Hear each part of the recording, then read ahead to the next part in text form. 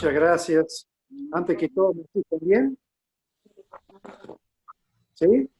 Bueno, eso importa. No me tengo que acercar un poco más, no sé cómo es la tecnología, si estoy bien o me tengo que acercar un poco más para que me escuchen, pero si me hacen el dedito así, porque estamos bien. Bueno, yo escogí para esta tarde un libro del Antiguo Testamento. Cuando tengo la oportunidad de ir a la cena del Señor y por ahí me pide una meditación bíblica, siempre es uno de los primeros libros que trato de echarle por ahí una miradita, una de esas, digo, bueno, el Señor a lo mejor ahí me indica algo. Y este libro es el libro del Cantar de los Cantares, que curiosamente es uno de los libros posiblemente de la Biblia menos leídos. La causa por la cual es poco leído es porque es un libro bastante complicado, es un libro poético, es un, es un libro que ustedes saben tiene toda una historia dentro del canon o la formación del canon bíblico. Eh, Se sabe que fue uno de los últimos libros en ser añadidos dentro de la estructura de lo que nosotros llamamos la Biblia, la escritura, la palabra de Dios. Este libro, Cantar de los Cantares, Eclesiastés y el libro de Esther son los tres últimos libros que fueron ya agregados. Y una de las razones por las cuales no dudaron en hacerlo era que el Cantar de los Cantares ya estaba Nosotros tenemos tantos libros ya canto del Antiguo Testamento de los judíos, la llamada Tanaj. Y averiguando un poquito, me enteré que los judíos en sus fiestas solemnes tenían por costumbre siempre leer un libro en especial. Y este libro del Cantar de los Cantares se solía leer precisamente para la Pascua.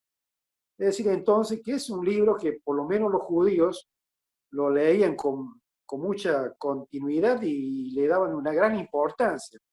Por lo tanto, yo creo que también nosotros deberíamos darle muchísima importancia.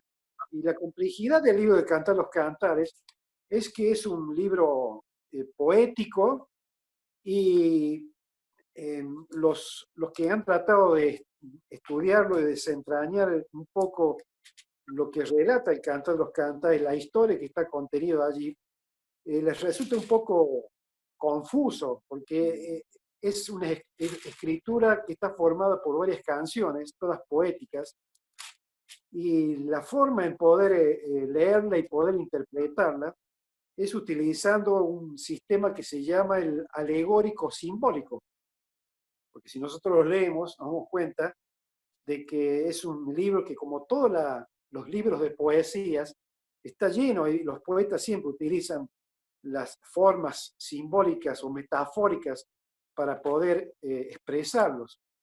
Y este libro abunda precisamente de esas maneras y solamente a través de esta forma, esta manera alegórica, simbólica, podemos leerla con claridad y por supuesto siempre a la luz de la revelación del Nuevo Testamento.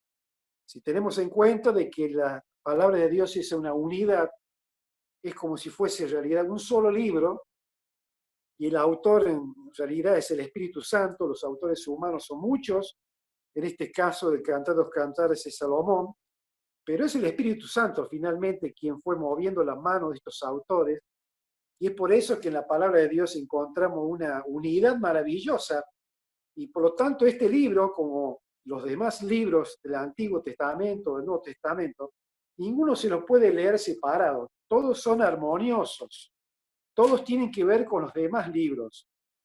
Y el Cantar de los Cantares, si lo leemos, tenemos lógicamente que relacionarlo con el Nuevo Testamento, lo que ya conocemos del Nuevo Testamento. Sabemos que el Nuevo Testamento nos habla del Señor Jesús, sabemos que el Nuevo Testamento nos habla de la obra del Señor Jesús, su obra de redención, su obra de salvación. Entonces ahora yo leo el Cantar de los Cantares y ¿qué quiero encontrar en el Cantar de los Cantares? Quiero encontrar la revelación de la palabra de Dios, de lo que me dice allí sobre el Señor Jesús. Por lo tanto, la interpretación que nosotros hacemos es que en este personaje o los personajes que están en este libro son precisamente Salomón, que simbolizaría aquí al Señor Jesús, y la amada de esta historia, que representaría con toda claridad a la iglesia del Señor Jesús, la cual el Señor tanto amó y ama, pero también se puede tomar de una forma individual, personal. Es decir, que la amada del rey, esta llamada Sulamita del Cantar de los Cantares, también representaría en forma individual y personal a cada uno de nosotros. Cuando nosotros personalizamos nuestra relación con el Señor Jesús y nos ponemos en la situación del gran amor que Dios ha tenido a través del Señor Jesús, tratamos de mirar esta relación, este vínculo amoroso entre nosotros, individualmente y con el Señor, y meditar profundamente en ese amor tan maravilloso que el Señor ha tenido y tiene y va a tener eternamente por nosotros, en forma individual y personal. Si lo leemos así, el Cantar de los Cantares, es un libro maravilloso, es un libro extraordinario.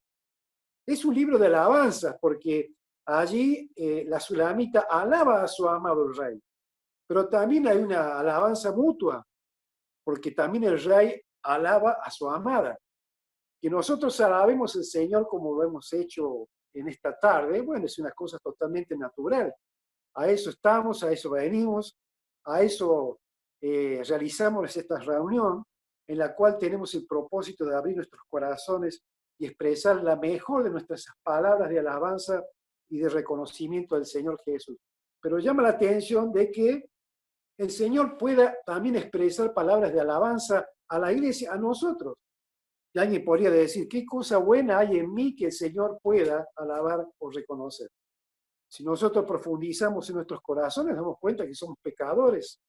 No hay nada bueno, pero sin embargo, el amor del Señor Jesús se extiende de una forma tan maravillosa a nosotros, porque Él nos ha amado desde un principio y por eso mismo ha derramado su sangre, ha entregado su vida para mostrarnos su amor y para que de parte nuestra pueda haber una respuesta de la misma manera que Él ha tenido para con nosotros. Vamos a leer el capítulo 5. Es un capítulo, los versículos que yo he escogido son algunos poco extensos, pero de acuerdo al tiempo vamos a tratar de ir resumiéndolo y viéndolo de la forma más concisa posible. Capítulo 5 del Cantar de los Cantares, a partir del versículo 2. Tiene un título, algunas Biblias, que dice El tormento de la separación. Cantar de los Cantares, capítulo 5, a partir del versículo 2, dice así este libro. Yo dormía, está hablando allí la Sulamita, la amada del rey. Yo dormía, pero mi corazón velaba. Es la voz de mi amado que llama. Ábreme, hermana mía, amiga mía, paloma mía, perfecta mía, porque mi cabeza está llena de rocío, mis cabellos de las gotas de la noche. Me he desnudado de mi ropa. ¿Cómo me la he de vestir? Me he lavado mis pies. ¿Cómo los he de ensuciar? Mi amado metió su mano por la ventanilla y mi corazón se conmovió dentro de mí. Yo me levanté para abrir a mi amado, y mis manos gotearon mirra, y mis dedos mirra, que corría sobre la manecilla del cerrojo. Abrí yo a mi amado, pero mi amado se había ido, había ya pasado, y tras su hablar salió mi alma. Lo busqué y no lo hallé. Lo llamé y no me respondió. Me hallaron los guardas que rodean la ciudad. Me golpearon, me hirieron, me quitaron mi manto de encima los guardas de los muros. Yo os conjuro, doncellas de Jerusalén, si halláis a mi amado, que le hagáis saber que estoy enferma de amor. ¿Qué es tu amado más que otro amado? ¿O la más hermosa de todas las mujeres? ¿Qué es tu amado más que otro amado que así los conjuras? Mi amado es blanco y rubio, señalado entre 10,000. su cabeza como oro finísimo, sus cabellos crespos, negros como el cuervo, sus ojos como palomas junto a los arroyos de las aguas, que se lavan con leche y a la perfección colocados. Sus mejillas como una era de especies aromáticas, como fragantes flores, sus labios como lirios que destilan mirra fragante, sus manos como anillos de oro engastados de jacintos, su cuerpo como claro marfil cubierto de zafiros, sus piernas como columnas de mármol fundadas sobre basas de oro fino, su aspecto como el Líbano, escogido como los cedros, su paladar dulcísimo y todo él codiciable. Tal es mi amado, tal es mi amigo, oh doncellas de Jerusalén. Habrán apreciado entonces la complejidad de esta escritura y que tenemos que realmente leerla con mucha atención, como dije al principio, usar esta forma alegórica, simbólica, para poder desentrañar algunas cosas importantes que yo por lo menos encuentro en esta escritura. Una escena interesante, porque acá la amada del rey está en su cama, está así en su habitación, su casa, y tiene allí una expresión también llamativa. Dice, yo dormía, pero mi corazón velaba. Y en ese preciso momento es que el amado viene, golpea la puerta y le está pidiendo que le abra.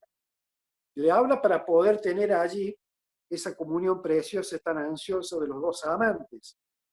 Pero ocurre de que esta mujer le costaba levantarse. Había cierta pereza, y yo pienso que a todos nos pasa, especialmente a aquellos en estos días de frío, nos acostamos a dormir, y no sé si les ha pasado que estamos bien calentitos de la casa y de repente alguien toca la puerta y dice, ¿qué hace? Me tengo que levantar, me tengo que cambiar, tengo que atender la puerta. Le decía, hay cierta pereza, una situación en la cual cuesta a veces poder levantarse y atender la puerta en un momento tan eh, incómodo, poco común, que es cuando estamos acostados, estamos durmiendo. Ahora fíjense lo que dice esta mujer allí. Yo dormía, pero mi corazón velaba. Es decir, yo dormía, pero a la vez estaba despierta. Algo así es lo que yo interpreto de lo que está diciendo esta mujer. Y yo preguntaría, pero al final, ¿cómo es? ¿Estaba durmiendo o estaba despierta? Yo dormía, pero dice, estaba velando, estaba despierta. A mí parece que este cuadro que yo estoy mirando en este versículo, el versículo 2, es un cuadro que nos pinta un panorama de la iglesia actual e incluiría también a todos los creyentes en particular en estos últimos años. Una iglesia me parece perezosa. Eh, eh, Cada uno tiene una opinión diversa, no he consultado con otros hermanos, pero es un sentimiento particular que me parece que no solamente yo, muchos lo están notando, que la iglesia en estos últimos años, en estos últimos tiempos tan difíciles que estamos viviendo, en vez de notar yo un avance, un crecimiento, una poderosa acción de la iglesia en los tiempos difíciles en cuanto a la maldad que está creciendo, la iglesia parece estar quedándose, parece estar acomodándose, parece una iglesia perezosa, parece una iglesia quedada, parece una iglesia frágil, parece una iglesia débil. Y pensando en esto, me estaba acordando de un pasaje en Apocalipsis, en el capítulo 3, en el verso 10. Seguramente algunos se acordarán a qué se refiere. Ahí tenemos el mensaje del Señor Jesús a las 7 iglesias del Asia, y que según algunos interpretan, que el Señor está enviando allí un mensaje a 7 iglesias en 7 periodos distintos a los largos de los siglos de la iglesia del Señor. Y que esta última iglesia al cual el mensaje del Señor allí se refiere es la iglesia de la Odisea, y para muchos intérpretes representaría allí el mensaje del Señor Jesús a esta iglesia, a la iglesia de hoy, a la iglesia de estos últimos tiempos. Y dice así el Señor, Apocalipsis 3:10, yo conozco tus obras, que no eres ni frío ni caliente. No sé si se dio cuenta cómo dice allí. No eres ni frío ni caliente. Yo pregunto, ¿qué será? Un poco como lo que está diciendo aquí este pasaje de Cantar de los Cantares. Yo dormía, pero a la vez velaba. O sea, yo dormía, pero a la vez estoy despierta. ¿Y qué pasa aquí en el Apocalipsis? Aquí el Señor está denunciando una actitud de la iglesia de la Odisea.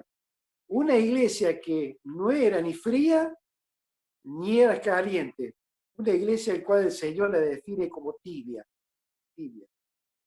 Una iglesia que está dentro de las características de lo que le estaba pasando a esta mujer. Una iglesia cómoda, el Señor lo está denunciando allí. Una iglesia que estaba sufriendo, que estaba padeciendo algo que tiene que ver un poco con los males de este tiempo. Porque el Señor le está denunciando a la iglesia de Odisea que esta iglesia era una iglesia que se sentía muy bien, que decía, nosotros somos ricos, nosotros no tenemos ninguna necesidad. Es decir, se contemplaba a sí misma esta iglesia y veía o entendía que era una iglesia que estaba completamente saciada, llena, y que estaba en su mejor momento. Y el Señor la critica, le dice, no, tú eres, el Señor les dice allí en esa escritura, un pobre, ciego y desnudo. Una iglesia que a lo mejor lo tenía todo, en el sentido que no le faltaba nada, no le faltaban dones, no le faltaban capacidades, no le habrán faltado los maestros, no le habrán faltado los predicadores, no le habrán faltado los pastores, pero había algo que le faltaba y que era lo más importante, le faltaba el Señor. Le faltaba el Señor Jesús. Es por eso que él dice, yo estoy a la puerta, decía, a la puerta de la iglesia. Y estaba llamando allí pidiendo que se le abriera para que él pudiera entrar y pudiera ocupar el lugar que a él le corresponde a la iglesia. Y a mí me parece que esto es lo que está pasando con la iglesia en estos últimos tiempos. Una iglesia perezosa, una iglesia que se está quedando porque le está faltando lo más importante, la comunión plena con su Señor y su Salvador. Esta es la escena que yo estoy de alguna forma contemplando allí en esta escritura de Cantar de los Cantares. Esta mujer cómoda, el Señor llamando, y esta mujer, fíjense cómo busca excusas y dice, no, pero que ya me saqué la ropa, otra vez me tengo que vestir, uy, pero ya me descalcé, me tengo que ensuciar los pies, buscando excusas, buscando maneras para que de alguna manera poder justificar su inacción. Pero no se da cuenta que le está faltando lo más importante, que es el Señor Jesús. Pero continúa la historia. Esto es verso 2 al 4. La otra escena tenemos en el verso 5 al 7, que es la escena en que finalmente esta mujer se levanta, se decide abrir la puerta, pero dice allí la escritura de que su amado ya se había ido. Parece que ya era tarde. Y pasa ahí algo especial, porque esta mujer, de ser una mujer perezosa, una mujer que no tenía al parecer muchas fuerzas para poder incorporarse e ir al encuentro de su rey y su amado, ahora cambia y sale apresurosa a la calle, porque dice aquí la escritura, tras su hablar salió mi alma. Y ella sale en una actitud casi desesperada a buscar nuevamente o a retomar la comunión de su amado que había perdido. Es decir, que de una mujer perezosa, rápidamente y sorprendentemente cambia de actitud y se transforma en una mujer diligente. ¿Qué ocurrió allí? ¿Qué pasó? ¿Qué le hizo cambiar de actitud? Bueno, aquí en el apunte que yo escribí, puse así, el secreto de la mirra. El secreto de la mirra. Lo puse así para hacer un poco de memoria, porque cuando ella va a abrir la puerta, dice que encuentra que allí en el cerrojo, donde había estado su amado esperando que le abriera la puerta, había encontrado mirra. Pone la mano ella allí y sus manos se llenan de mirra que comenzaba a caer. Y a partir de ese momento algo sucedió que hizo que esta mujer pudiese cambiar de actitud en relación con su amado. ¿Qué tiene que ver acá la mirra? ¿Qué significa la mirra? Bueno, estuve investigando un poquito estos días pasados la importancia de la mirra en las escrituras y me llamó la atención en saber que la mirra era una sustancia, una resina extraída de un árbol y que formaba parte de el compuesto del aceite que servía para el ungimiento de los sacerdotes en el Antiguo Testamento.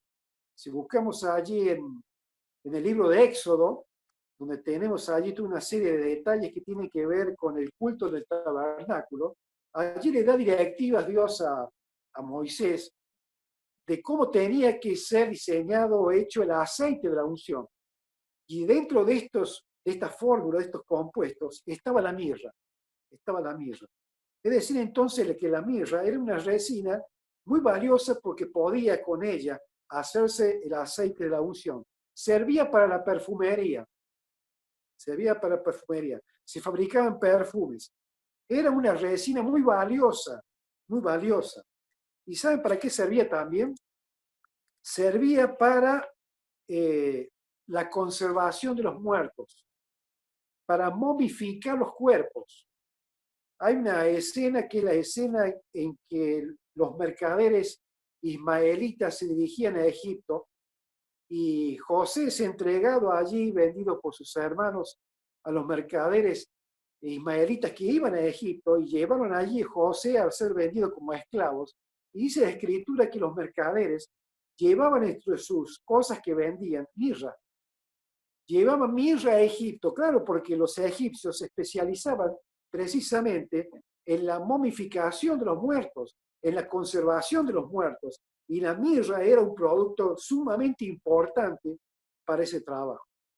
Si vamos al Nuevo Testamento, dice la Escritura de que aquellos reyes orientales que habían ido a visitar al Señor Jesús niño, llevaron 3 cosas como regalo: oro, incienso y mirra.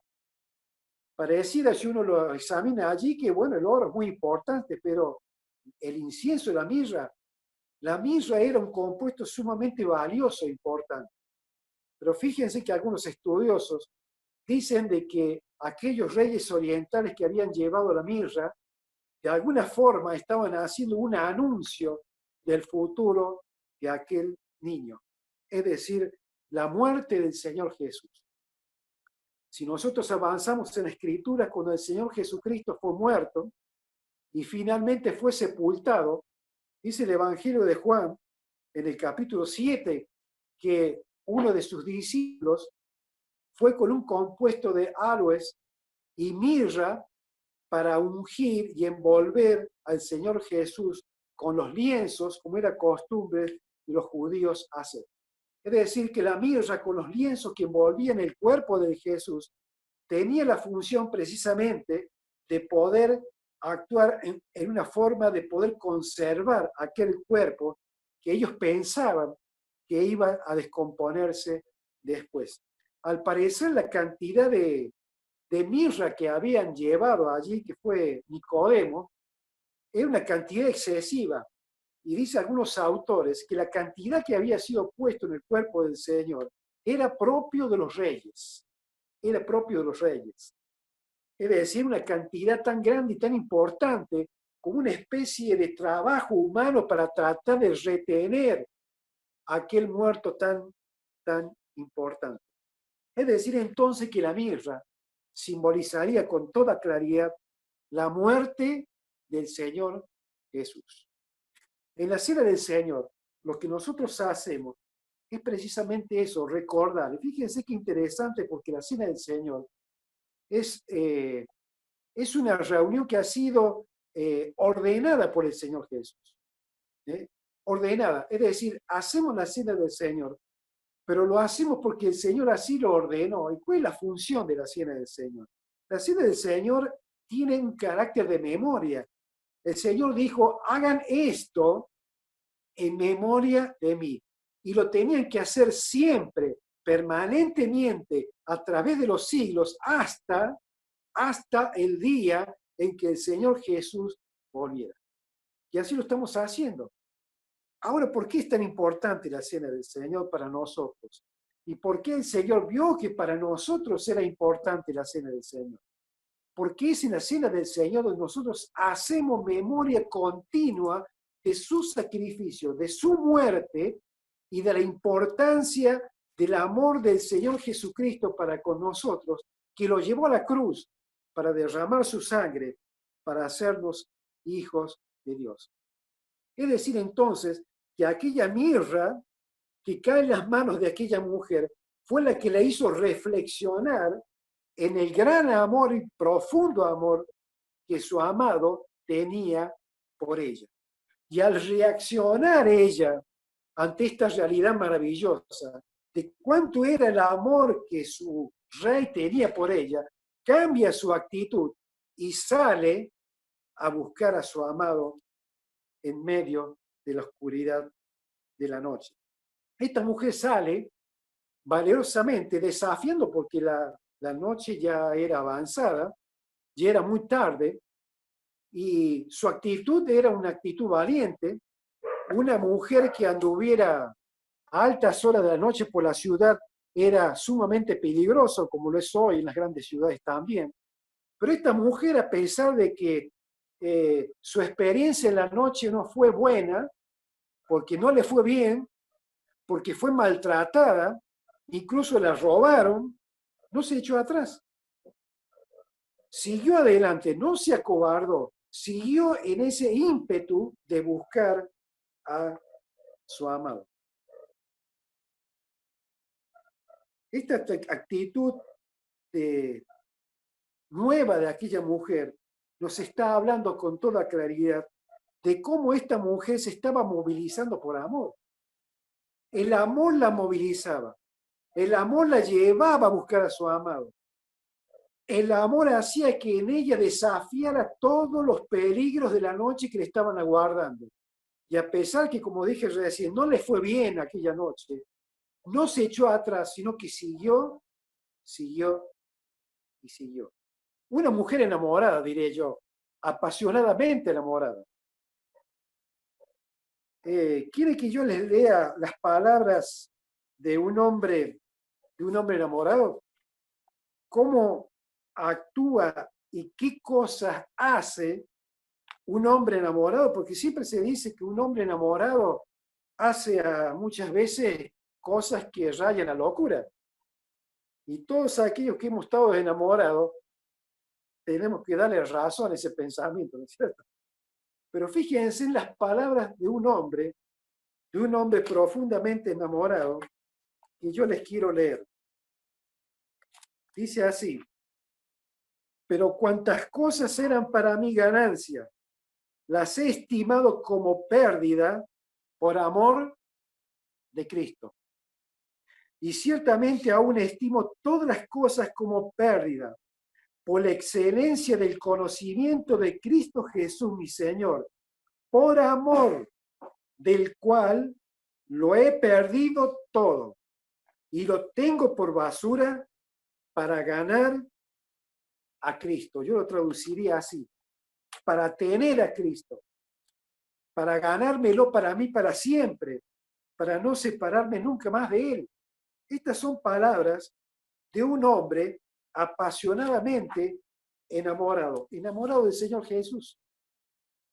el amor que el apóstol Pablo tenía por el Señor Jesús lo llevó, dice aquí en esta escritura, a perder todo, a perder todo. Y me parece que realmente fue así. Porque si el apóstol Pablo, antes de conocer al Señor, aquel Saulo de Tarso, un hombre que a lo mejor, como muchos de nosotros que desde su juventud, planea su futuro, planea su vida y dice, yo voy a estudiar y yo voy a desarrollarme y yo voy a llegar a hacer tal cosa y yo voy a crecer. Todas estas cosas, todos estos planes, toda esta estructura que fue construyendo en su vida, todo esto lo desarmó, todo esto lo perdió, como dice él allí, por amor del Señor Jesucristo, porque él comenzó desde el momento en que conoció al Señor a dedicarse a full a él, a dedicarse toda su vida al Señor Jesús, a servirle, a agradarle, a obedecerle, a hacer todo lo que sea necesario. Él lo dice para ganarlo, para ganar su aprobación, para ganar su recompensa, porque el Señor ha prometido recompensa. ¿Cómo la vamos a ganar? Si no es haciendo lo que Él dice. Pablo estaba haciendo un tremendo esfuerzo para ganar todas las recompensas que el Señor ha prometido. Ahora, ¿cómo lo hacía? ¿Cuál era ese impulso y esa energía? Precisamente en el gran amor que Pablo tenía por su Señor y su Salvador. Verdaderamente él comprendió el carácter de esa mirra, esa mirra, el amor de Cristo en la muerte del Señor por él y por cada uno de nosotros. Ahora, sigue avanzando esta historia. Y esta mujer, ya tal vez llegando el día, se encuentra con estas doncellas de Jerusalén, estas mujeres a las cuales el Señor les pregunta aquí, la mujer les pregunta, yo os conjuro, oh doncella de Jerusalén, si halláis a mi amado, que le hagáis saber que estoy enferma de amor. Estas mujeres, estas doncellas, seguramente veían a esta mujer un poco fuera de sus cabales, tal vez, y no entendían esta actitud de ella al buscar con tanto apasionamiento a ese amado el cual ella no podía encontrar. A mí me parece que estas doncellas con las cuales la Sulamita se encuentra, representan aquí a los escépticos e ignorantes de este mundo, que no les entra en la mente la posibilidad de que pudiera haber alguien tan importante que pudiéramos necesitar más que cualquier otra cosa. Esto yo lo escribí para no olvidarme, lo voy a repetir. Estas doncellas representan a los escépticos e ignorantes de este mundo, que no les entra en la mente la posibilidad de que pudiera haber a alguien tan importante que lo pudiéramos necesitar más que cualquier otra cosa. No entendían estas mujeres. Esto es por eso que ellas preguntan, ¿pero quién es él? ¿Quién es él? ¿Qué es tu amado? Dice aquí. Más que otro. Oh, la más hermosa de las mujeres. ¿Qué es tu amado? Más que otro amado, que de esa forma, de esta manera, tú nos conjuras. Aquí me está haciendo ver para mí lo que es verdaderamente predicar el Evangelio. Lo que es predicar el Evangelio. ¿Qué es predicar el Evangelio? Predicar el Evangelio no es simplemente predicar un mensaje. A veces nosotros decimos, bueno, ya prediqué el Evangelio. ¿Por qué? Bueno, porque ya entregué el mensaje. Ya entregué el mensaje. El mensaje que yo conozco, el mensaje que yo aprendí, yo lo entregué, ya está. Otros dicen, voy a presentar el plan de salvación. Eso del plan de salvación suena así un poco técnico, ¿no? Muy teológico, muy frío. Voy a presentar el plan de salvación. Predicar el Evangelio no es simplemente presentar un mensaje o un plan técnico de salvación. Predicar verdaderamente el Evangelio es simplemente hablarles del Señor Jesucristo a la gente. Es presentarle al Señor Jesús. Fíjense cómo el libro de los Hechos de los Apóstoles, en los primeros capítulos, cuando nos habla del trabajo de los primeros discípulos, los primeros cristianos, rara vez dice, ellos predicaban el Evangelio. Dicen, anunciaban al Señor Jesús. Anunciaban al Señor Jesús. Y me estaba acordando de la conversación del apóstol Pablo, Hechos de los Apóstoles, capítulo 9. Ahí tiene un hombre ignorante, un hombre que no conocía al Señor Jesús. Pero camino a Damasco, allí se le presenta el Señor Jesús. Cae rendido a los pies del Señor. Y a partir de ese momento, dice la Escritura, enseguida predicaba a Cristo. Es decir, enseguida su trabajo consistía en anunciar y presentar a todas aquellas personas ignorantes como él antes, quién era la persona del Señor Jesucristo. Eso es sencillamente anunciar el Evangelio. Eso es predicar el Evangelio.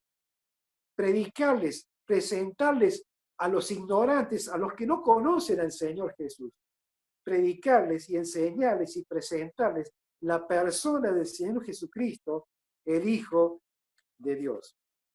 Ahora, a partir del verso 10, comienza allí esta mujer la descripción de su amado. ¿Ah? La descripción de su amado. Es decir, las preguntas que estas mujeres hicieron, ¿quién es él? Le permitió a esta mujer o le dio pie a la posibilidad de poder hablarle y poder contarles quién era él y describirlo de una forma maravillosa. Y me hace ver aquí, leyendo esta escritura y esta descripción, de que esta mujer verdaderamente conocía muy bien, pero muy bien conocía a su amado. Podía dar detalle, parte por parte, desde la cabeza hasta sus pies, cada una de las cosas que componían su figura. Y eso hizo precisamente, describió desde la cabeza hasta los pies toda su figura de una manera extraordinaria. Y claro, la pregunta que yo haría, o me haría, o nos haríamos sería esta: ¿conocemos nosotros al Señor Jesús? Si alguien me pregunta a mí, ¿quién es el Señor Jesús? ¿Podríamos hablar con la misma elocuencia? ¿Lo podríamos describir con lujos de detalles, detenidamente y profundamente, quién es verdaderamente el Señor Jesús? O a veces tenemos que reconocer que somos ignorantes de esta materia, que simplemente decimos, es el Hijo de Dios. Y no vamos al meollo del asunto, que es el vínculo estrecho y maravilloso que este Hijo de Dios tiene con nosotros. Y que por lo tanto, si nosotros tenemos comunión con Él, lo tenemos que lógicamente conocer. Y tenemos que saber cómo es Él, cómo piensa Él, cómo actúa Él, cómo Él hace sus obras, las cosas que Él ha hecho, las cosas que Él hace y las cosas que Él quiere hacer en la vida de todos los seres humanos. No voy a detenerme en la descripción total de lo que esta mujer está contando en cuanto a la figura de su amado, que está describiendo. Hay muchísimo simbolismo, pero lo voy a hacer solamente en algunas partes para no demorarme tanto. Dice así, comenzando a hablar desde su cabeza. Dice, mi amado es blanco y rubio, señalado entre 10.000. Su cabeza como oro finísimo, sus cabellos crespos, negros como el cuervo. Fíjense que en el arte de la poesía puede prestarse para muchas confusiones y rarezas, porque aquí hablando de su cabeza dice que es rubio y después dice que sus cabellos son negros. Claro, alguno dirá, pero bueno, ¿en qué quedamos? ¿Es rubio o es morocho? ¿Cómo es? Bueno, en realidad, a la hora aquí de sus cabellos rubios, está hablando de un carácter, de una parte del carácter de su amado, pero cuando dice aquí que su cabello es negro, está hablando de otra característica distinta del carácter de su amado. Cuando habla aquí de sus cabellos rubios, y sabemos que aquí, como dice, como el oro, está hablando de su realeza, su realeza, la divinidad del Señor Jesús. El Señor Jesús es Dios. El Señor Jesús es Dios.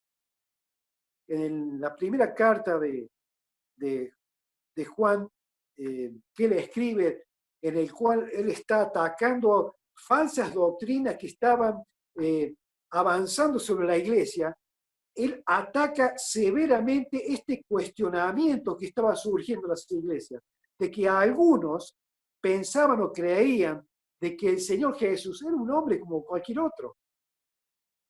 Entonces el Señor Jesús Juan tiene que atacar esta doctrina diciendo de que él era Dios, venido en carne. Era Dios que había tomado forma humana. El Señor Jesús tiene cabeza de oro, rubio, hablando de su naturaleza divina. Pero cuando habla aquí, esos cabellos negros, ¿de qué está hablando? Bueno, para mí está hablando aquí de su eterna juventud. De su eterna juventud. El Señor Jesús no cambia. El Señor Jesús no envejece. El Señor Jesús es el mismo hoy, ayer y por los siglos, dice la Escritura, dice la palabra de Dios. Me estaba acordando de aquel momento en que Moisés tiene este diálogo con el Señor en el monte de Sinaí y es enviado al pueblo de Israel a enviar el mensaje diciéndole de que a través de Moisés como líder iba a liberar al pueblo de la esclavitud de Egipto. Y Moisés dice, bueno, pero cuando me pregunten a mí, ¿cómo se llama el Dios que te envió? Al cual él decía, el Dios de tus padres, el Señor le dice así le vas a decir, yo soy el que soy. Yo soy el que soy. Esa palabra yo soy está definiendo precisamente su eternidad. Él no dice allí yo era, no dice allí yo voy a ser. Él dice yo soy. Yo soy. Un eterno y constante presente. El Cristo de ayer, el Cristo que vemos en los evangelios, es exactamente el mismo Señor de hoy. A través de estos 2000 años, más de 2000 años que has pasado, a veces pensamos que a lo mejor el Señor ha cambiado algo en sus ideas, algo en sus pensamientos, tal vez promesas que ha hecho y a lo mejor está un poco arrepentido porque ha visto lo que ha pasado con la iglesia a lo largo de los siglos. No ha cambiado nada. No ha cambiado absolutamente nada. Es el mismo Señor. Sus promesas están tan vigentes como aquel primer día. En el Señor no existe aquello que se llama el desgaste. En nosotros existe el desgaste. En toda la naturaleza humana y a lo largo de todo lo creado existe lo que se llama el desgaste. Ustedes saben de que los montes, que se los puede medir, un monte que hoy puede medir 1000 metros, hace unos cuantos siglos atrás no medía 1000 metros, medía más, porque se ha venido desgastando a través de los siglos. Así también todas las cosas, aún nosotros mismos nos desgastamos. Las relaciones humanas se desgastan. Yo estaba hace unos meses viendo un cortometraje sobre la biografía de este grupo musical de los Beatles, tan famoso. Y en esta biografía contaban los biógrafos que este grupo, estos 4 muchachos, llegó un momento en que se tenían que separar y lo hicieron en el momento de su máxima fama y popularidad. Y se preguntaban, ¿pero por qué? Porque ya no se soportaba más. Los unía a los intereses económicos, los unía a muchas cosas, pero no se aguantaba más. A lo largo de los años que ellos estuvieron juntos, llegó a aquello que se llamaba el desgaste, y vino finalmente la separación. Qué maravilloso es saber que esto no puede pasar nunca con el Señor Jesucristo en su relación con la iglesia y en su relación personal con cada uno de nosotros. En el Señor Jesús no existe el desgaste. El mismo amor, la paciencia y la tolerancia que ha tenido desde el principio con nosotros, lo tiene hoy y lo va a tener para siempre jamás. Sus cabellos negros, su eterna juventud. No voy a avanzar más allá, solamente eh, me voy a referir a sus labios. Dice aquí la escritura, sus labios como lirios que destilan mirra fragante. Y más allá dice, su paladar dulcísimo, todo él codiciable. Sus labios como lirios que destilan mirra fragante. Si hablamos de sus labios, tenemos que hablar de su palabra. Cuando el Señor Jesucristo estuvo en los días de su carne sobre la tierra, el Señor Jesucristo predicó. Y hay un texto en Lucas 4:22, dice que la gente se maravillaba de las palabras de gracia que salían de su boca. La gente se maravillaba de las palabras de gracia que salían de su boca. ¿Qué quiere decir esto? Que cada vez que el Señor hablaba, cada vez que el Señor expresaba una palabra, esa palabra hacía un enorme bien en la gente que la escuchaba, en la gente que recibía su palabra. Las palabras del Señor Jesús eran palabras de gracia. El Señor hablaba y después que el Señor hablaba, algo pasaba, algo ocurría con las personas que escuchaban esas palabras que salían de su boca. Por eso dicen, palabras, es decir, eran palabras que hacían bien, eran palabras que hacían un efecto poderoso en aquellos que las recibían. Hay otro pasaje conocido, Juan 7:46, que es la escena de aquellos alguaciles que habían sido enviados por los judíos para detener al Señor Jesús y llevarlo preso. Y estos alguaciles estaban seguramente allí cerca del Señor cuando Él estaba hablando. Y luego que terminó de hablar, estos hombres de la ley, podemos decir, regresaron a aquellos que lo habían enviado. Y dice, bueno, pero ¿dónde está? ¿Por qué no lo trajeron? Y la respuesta de ellos fue esto: nunca hemos oído hablar a nadie como este hombre. Es decir, que las palabras que escucharon del Señor Jesús impactaron poderosamente tanto en aquellos hombres que hasta parece que se olvidaron de que habían ido. Se olvidaron ¿a qué fuimos? Volvieron sin haber cumplido con la misión que les había encomendado. Y hay otra escena que nunca la puedo olvidar también, que es la escena de, de aquel oficial romano que tenía un siervo enfermo y le había rogado, por intermedio de algunos mensajeros, que fuera a la casa a poder sanar a su siervo. Claro, y le dijeron que sí a algunos que lo aconsejaban el Señor, porque aquel hombre, el centurión, era un hombre que había hecho muchas cosas buenas en favor del pueblo judío. Y el Señor iba caminando, dirigiéndose a la casa de este hombre. Pero antes de llegar, dice la Escritura, salió un siervo, otro siervo, en el camino del Señor. Y dice, en un mensaje enviado por este centurión, que no avanzara más, porque el Señor era digno de que entrara en la casa del centurión. Dice así, solamente di la palabra, mi siervo será sano. Solamente di la palabra. Y el Señor se maravilló de la fe de aquel hombre. Fíjense de que este centurión sabía que solamente con que el Señor dijera la palabra, saliera de su boca las palabras necesarias, serían suficientes para que aquel siervo que él tanto apreciaba pudiese ser sanado. Y dice la Escritura de que en aquel mismo momento aquel hombre se sanó.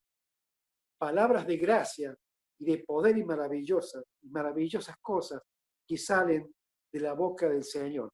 Estas son las palabras que están en estas Escrituras. Estas son las palabras que nosotros podemos examinar, que podemos meditar, y que si lo hacemos realmente con la dirección del Espíritu de Dios, también pueden hacer cosas maravillosas en nuestras vidas. El resto de la descripción se lo dejo a todos ustedes para que lo vayan analizando y de esta forma analógica y, y simbólica pudieran encontrar allí la relación de los vínculos que pueda haber con nuestro Salvador, el Señor Jesús. Gracias, eso es todo. Que el Señor nos bendiga en esta noche.